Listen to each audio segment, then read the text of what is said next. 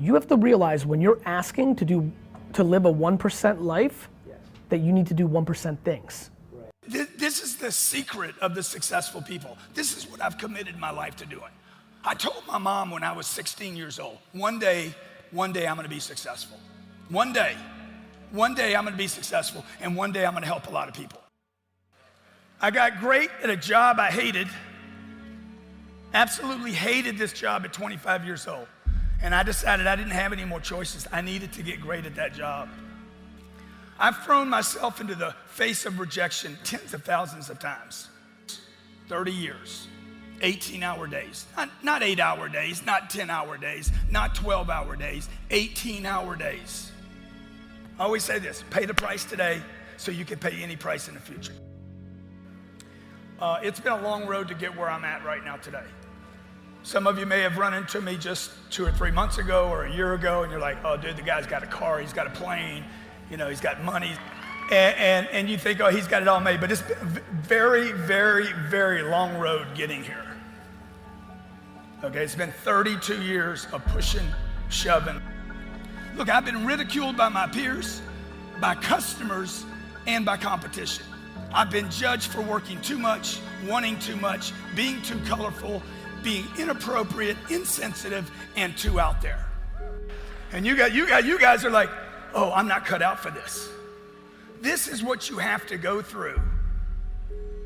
Anybody can be 1X or 2X. Dude, to get to these multipliers, I mean, to blow the roof off of your life and career, you have to go through stuff.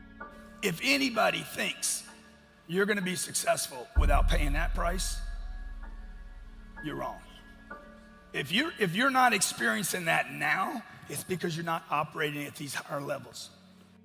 I realized that I need to have a level of focus and a level of intentionality that I have not yet cultivated in my life. That there's still that I do, that I put in the way, that was fine when I was operating and achieving at this level, but now I want to go to this level. And so what are those things? Getting up earlier, being a complete hawk about how I'm spending my time and attention. That in the mornings when I'm with my family, literally being hyper-focused on just them so that I'm present with them. And then confession, I'll literally work for like 25 minutes and then the ADD kicks in and then I'll find myself folding laundry for 20 minutes because I allow myself to get distracted. And see, that's the thing about habits and the levels of success that you get to. That when you recognize that jumping to the next level that you want to get to is nothing more than just tweaking your habits a little bit, that it's really that simple. And I'm realizing that I have amazing habits, but they have gotten me to here. And if I want to get to the next level, it's going to require a level of focus and intentionality that I haven't demanded of myself.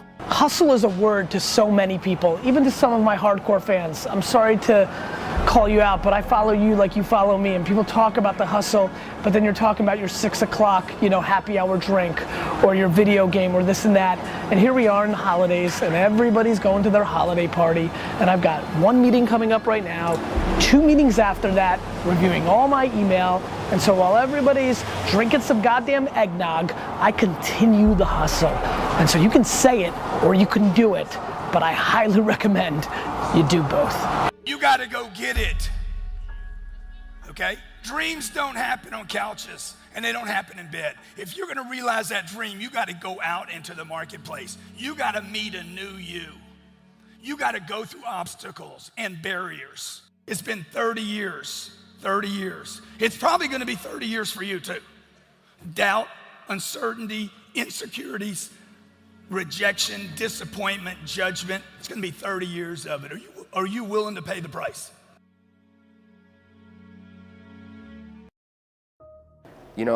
Life doesn't owe you anything. Never complain. All you're owed is an opportunity. Opportunity is abundant. Mm-hmm. We live in a world that has unlimited opportunity, especially if you're willing to look for it. Mm-hmm. Looking for it is predicated on the fact that you put in the work. You put in the work because you knew that you were gonna go look for it. Mm-hmm. So I believe in preparation, because I just believe that opportunity is almost like oxygen. It's everywhere, always, and some opportunities are bigger than others, but preparation, man, people convince themselves before they start that the world is unjust or they can't, or they complain, they dwell, they say no before they say yes. And of course, look, if you say no, it's already over. Like literally if you wake up and say, it's not gonna happen for me, it's already over. You might as well not try. Talk about hard work all the time. It's like, man, if you got to get up every single morning and remind yourself how hard you need to work, you probably need to choose a different profession, because that shouldn't be there. I wake up in the morning excited to get to it. If I'm not training, I'm missing it. If I'm not watching a game of basketball, I miss it. There's no place I'd rather be. And if you have that feeling, then you're truly doing what God has put you on this earth to do. I think the best way to prove your value is to work. Is to learn, is to absorb, to be a sponge. Right? But you always want to outwork your potential. As hard as you believe you can work harder than that. Your destiny is in your hands. I succeeded because I had to. No one sorted anything out for me. And if I was going to do something, I had to do it myself. That's it. And I would say to every one of you here, don't sit around relying upon magically some government going to create an environment that's going to make it easy for you to find work and find jobs. You've got to go out there and fight for it yourself. I'm sorry to say I can't give you any other form of advice. If you want something bad enough, you do it.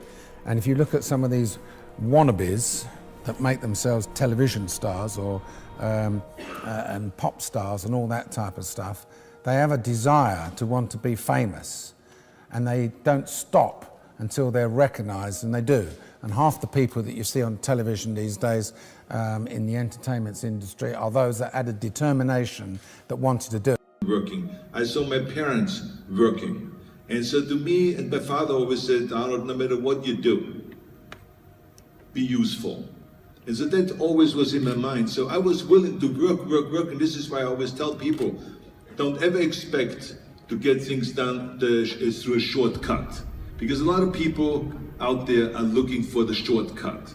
If it is in bodybuilding, they look for the special food supplements or the special drug or the special this that gives you the edge and stuff like that. You can take whatever you want. But if you're not willing to work 4 or 5 hours a day in the gym, work out and work hard, you're not going to make it, no matter what you take. And we've seen it over and over, because anyone can take anything. This is available, the stuff. But you have to kind of create yourself and make yourself a champion. It's all through hard work. When you come from the working class background that I come from, I feel guilty at 10 to 5 if I'm not in the office. I know that might sound strange to you, but there's a work ethic that I have to be half dead not to not go to work. It's a kind of a work ethic that's built into me. Every single morning, I'm standing at the window screaming to the sun to rise because I want this. It's all about effort and what you want. We from nothing, we come from nothing. You feel what I'm saying? So why not empty the tank every single day you get out of bed? Why not take a chance? Why not struggle for a little while so you can shine forever? That's what it's about. And a lot of people lose out on that opportunity of shining because, you dip and dab. God, when he gives you a gift, he don't want you to play with it. And your faith gotta be big. A lot of us got halfway faith. Me, I always had that whole way faith. I don't care when I ain't have $1 in my pocket. When I walked in the room full of millionaires, actors, celebrities, they look at me. You hear what I'm saying? That's the aura that God gave me. And that's why I tell these young kings, work for your purpose and not the money, because I'm telling you, your purpose will make you shine even brighter than a man that got $1 million in his bank account. Do I think that most people can replicate their salary at a job that they hate by starting an online business and over a 7-year period make the same amount of money talking about or producing content or selling things around skiing or jam making or shoes than they did as being a miserable clerk at a retail store? Yes, I do. Yeah. Do I think most people are capable of making $1 million a year running a business? No, I do not. Now, don't start a business or take a curriculum up because you think that that's what's hot. You should really, truly, and I know this is a cliche, you should really, truly study and do what you love. And I can't promise you if you do that, the money will come.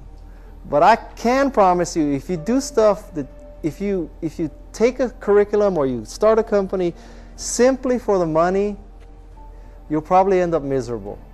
Now, you may end up miserable and poor. You may also end up miserable and rich.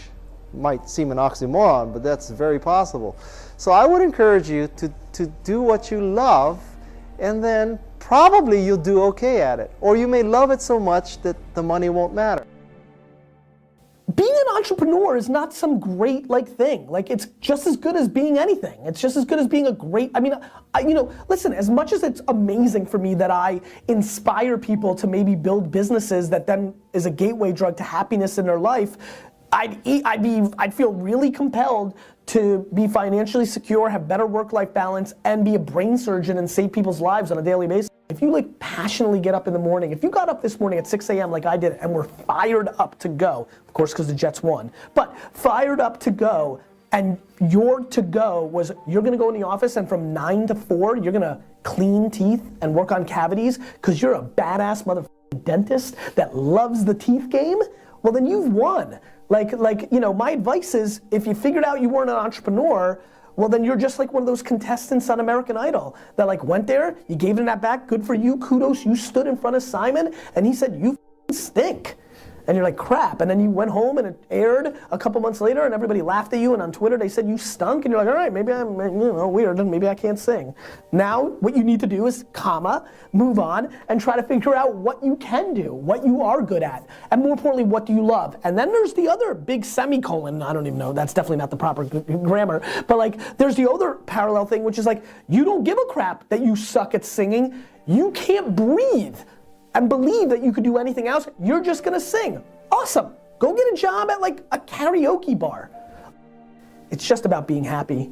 And so my advice for an entrepreneur would be, dust it off, be like, all right, that's not me, even though it's a hot thing to be right now. And let me go figure out what I can do that is, to me the magic is, what's the thing that you can do the best that you like the most? What's that cross section? And that's a great place to be, right? It may not be perfect. You might not be like Kobe, who loves playing, you could see in his face, loves playing basketball more than breathing, and happen to be phenomenal at it, which is why you become Kobe. There's a reason there's Kobe. There's a reason there's Madonna. There's a reason that there are these one-named people. Sure. There's a reason. Let's cut to the chase. Because they happen to have, at the inflection point, the passion and love and desire and the talent for that thing and found that thing, which is a whole nother category of things, to be successful. I feel like I've had that. But I also recognize in so many, not that exact thing, or the upper middle class version of it. The 8 on a 10-point scale, the 7.2, the 9.1, the 5.4. It's just, that's what you're looking for. That's what you're looking for. And then there's the balance of risk and practicality. My counterintuitive advice is just the power of brute force. And I mean that. I think that it's always about intellectualizing and thoughtfulness and listening to more podcasts and reading more books and all of that. But I think at the end of the day, it is brute force. It is hard work. It is an absolute unwillingness to accept failure, to accept no. And that's true with fundraising, and that's true with ideation, and that's true with making a YouTube video. And in how old am I now, 36, in the 18 years of my career, I found that to be the one sort of consistent, the one constant through everything. That in any version of success, it's been because of an absolute reluctance and of that sort of brute force. I will not stop moving until I achieve what I want to succeed, or what I want to achieve. There is another level. The only reason you keep saying there isn't is you feel so exhausted about where you are. But life, the universe, or God is just testing you because there is another level. If this is good, giant jump to excellence, giant, start good, poor to good to excellence. There's a level where all your dreams are realized. There's a level that you've always dreamed about. It is real. It has not gone away. But it takes that extra burst when you think there's nothing left, there's no way, you've tried everything 10 million times, and you keep going. It's almost like God is saying, if you keep hitting this wall enough times, I will see that you will not stop, that you are filled with that level of determination, faith, and courage, and then the door opens, and you get to that next level. But what most people don't know is, the next level is just 2 millimeters above. And it's called outstanding, ladies and gentlemen, outstanding. What's it called? What's it called? What's it called? Outstanding, magnificent, unstoppable, extraordinary, not excellent. It's a different level. It's a level where you are not one of the best, you are the best. And you know what's amazing? You only have to be 2 millimeters more than everybody else and you get everything. You get the joy, the laughter, the fun, the family, the passion, the economics, the freedom, the spirit. It's all there. What Jerry Maguire called the Quan, baby. All of it. And it's just 2 millimeters above, and most excellent people give up because they're exhausted. And there's some people who go, the harder I hit it, the more I hit it, sooner or later it's going down, I'm not stopping.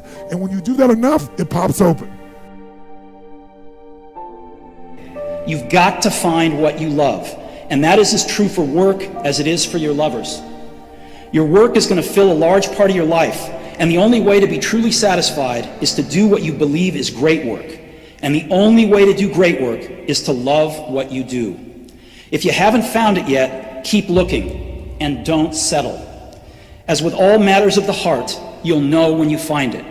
And like any great relationship, it just gets better and better as the years roll on. So keep looking, don't settle.